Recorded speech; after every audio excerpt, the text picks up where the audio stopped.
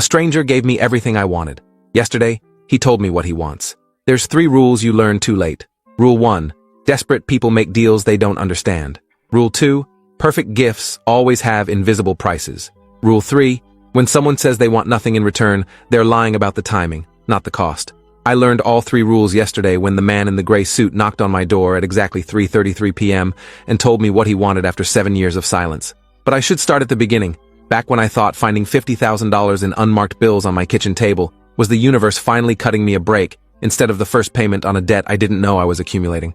It was 2017, and I'd just been diagnosed with stage 3 lymphoma while working a job that barely covered rent, let alone chemotherapy that cost $8,000 per round. My girlfriend Bianca had left 2 weeks earlier after I told her about the cancer, taking our dog and half my furniture, and leaving a note that said she couldn't watch me die. My brother Holden wouldn't return my calls because I'd borrowed money from him 3 times already and never paid it back. I was 31 years old and facing either bankruptcy or death, probably both, when I came home from my first chemo session to find my apartment door unlocked and stacks of $100 bills arranged in neat rows across my kitchen table. No note, no explanation. Just $50,000 in cash sitting there like someone had forgotten it, except the bills were pristine and sequential and obviously placed there deliberately.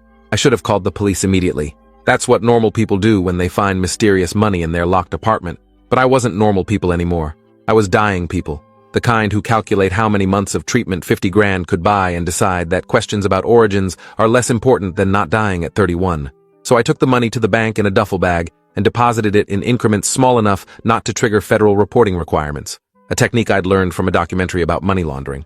The bank teller looked at me suspiciously when I made the 3rd deposit of $9,000 in as many weeks, but she processed it without asking questions. I used the money for chemotherapy and rent and buying back some furniture so my apartment didn't look like I'd been robbed, which technically, I guess I had been, except in reverse. The cancer went into remission after 9 months of treatment I never could have afforded without that mysterious cash. My oncologist, Dr. Saffron, kept talking about how lucky I was to have caught it early enough and had good insurance, except I didn't have good insurance at all, just a stranger's money that had appeared exactly when I needed it most. I waited for police to show up with questions about laundered drug money or stolen cash. I waited for someone to demand the money back with interest and threats, but nobody came. The money stayed deposited and legitimate, and gradually I convinced myself it had been some kind of accounting error by the bank, that somehow 50 grand had glitched into my life through bureaucratic confusion that benefited me. Stupid, I know, but dying makes you want to believe in miracles. 2 years after remission, I was working as an assistant manager at a sporting goods store when the woman in the red dress came in looking for hiking boots.